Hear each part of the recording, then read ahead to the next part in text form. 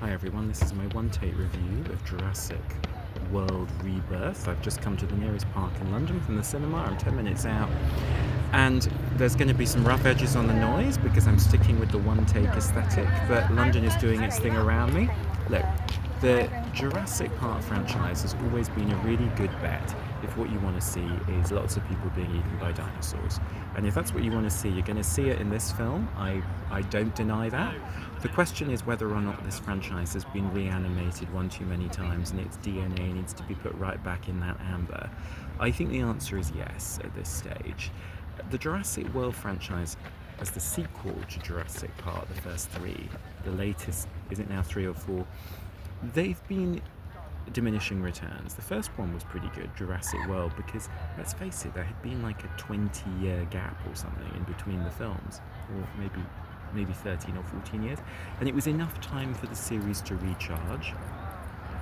Now, you know, it's just so difficult to get people to go to that bloody island. Like, how are you going to get them there? What's the process? This one involves the idea that the dinosaurs, now all gathered around the equator for reasons too complicated to go into, are somehow going to help us cure heart disease. Right? I mean, dinosaurs, very big hearts. Just go with it.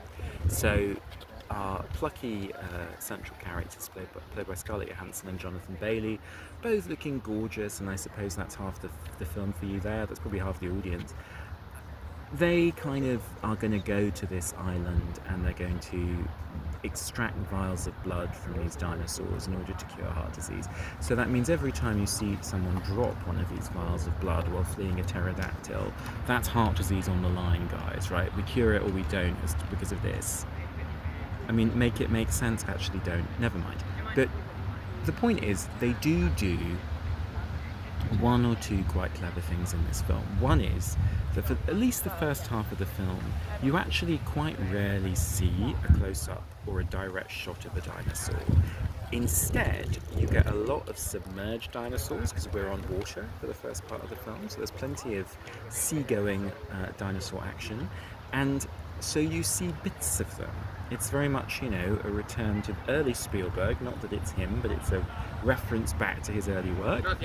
Jaws coming in and out of the water. Oh man, there's an extremely loud voice just walking past me, what a surprise. Okay. And then we also have, as we get onto the island, we get shots where the dinosaurs are kind of out of focus or in the back, or not looking at you, or you're not looking at them as the characters. There's a great scene where they're avoiding a T-Rex and the T-Rex is not looking at them, it's just getting on with its day.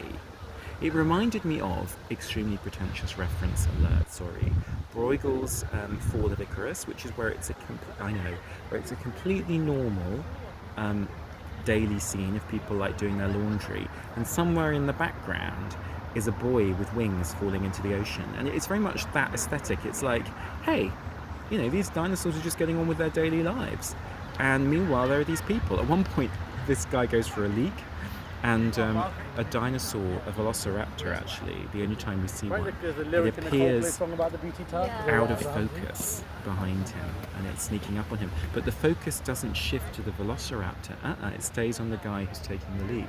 And I think that works really well, because what it is it's a reversal of the Jurassic Park logic. Because what was it, if you think about the series, the foundational image, the big moment of that first Jurassic Park was actually when they're in the car, they're going through the safari park, and the Diplodocus appears. And the camera doesn't turn, and then I think it's what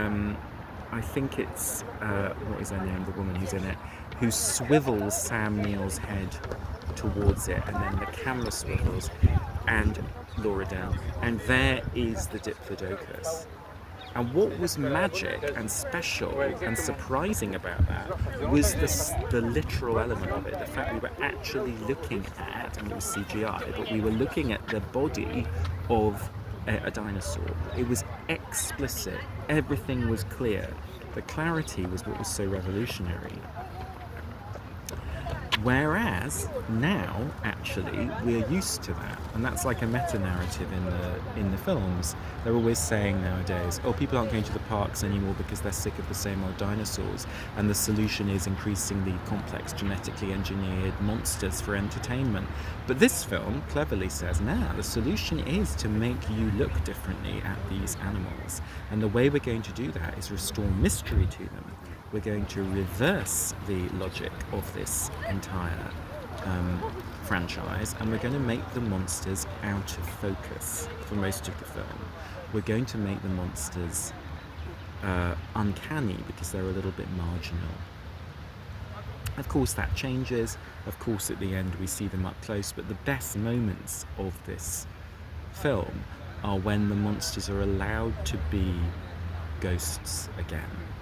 They're allowed to be haunting the people, haunting the camera, haunting the frame. So that's clever. I think it works well. But the truth is, the underlying emotional dynamics of these stories, the message, if you like, of the Jurassic Park franchise, which is about our relationship to nature, I think that is all played out. To be honest, again, pretension alert, you can look at the entire sequence as America from 1992 onwards thinking about its relationship to late capitalism, the triumph of mass entertainment, the growth of the internet, and arguably its own cultural or at least economic decline. That's really what you could say this entire franchise has been about. And the truth of the matter is, to get political, those monsters have long ago stepped out of the frame. So I think that we don't need the eco-parables anymore. If you haven't got the message by now, you're not going to get the message, and it just feels warmed over. What we actually need is an end to nostalgia and an end to the recovery of fossils, and instead maybe some youth, some future, something new.